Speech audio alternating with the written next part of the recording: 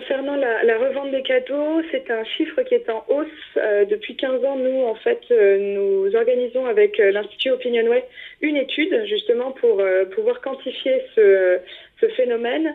Et pour vous donner un chiffre, justement, en 2017, on était à 46% des Français qui revendaient ou envisageaient de revendre un cadeau de Noël.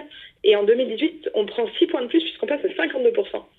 Alors, le profil type des revendeurs, beaucoup des femmes, jeunes de préférence, entre 25 et 34 ans à peu près, plutôt CSP-. En fait, ce sont des personnes, on s'est rendu compte, qui savent ce qu'elles veulent, qui en général sont responsables des achats aussi pour le foyer.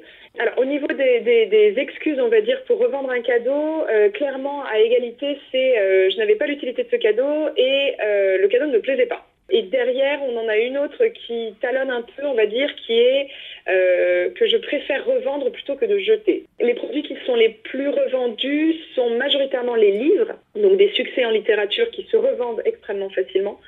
Les jeux vidéo aussi font partie de nos top reventes. Cette année aussi, on a pas mal de téléphones. Ça fait partie aussi des grosses reventes. Et là, cette année particulièrement, ce qui est revendu, c'est les jeux de société, puisqu'on a eu un gros succès sur le Burger Quiz et le Monopoly Tricheur. Au niveau des cadeaux qu'on ne peut pas revendre, alors c'est intéressant cette question parce que justement on a déjà il y a une typologie de cadeaux qu'on revend très difficilement, c'est les cadeaux des enfants.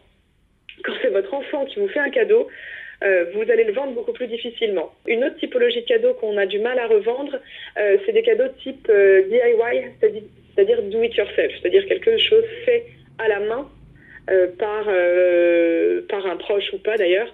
Ça, on s'est rendu compte que ça se revendait beaucoup plus difficilement.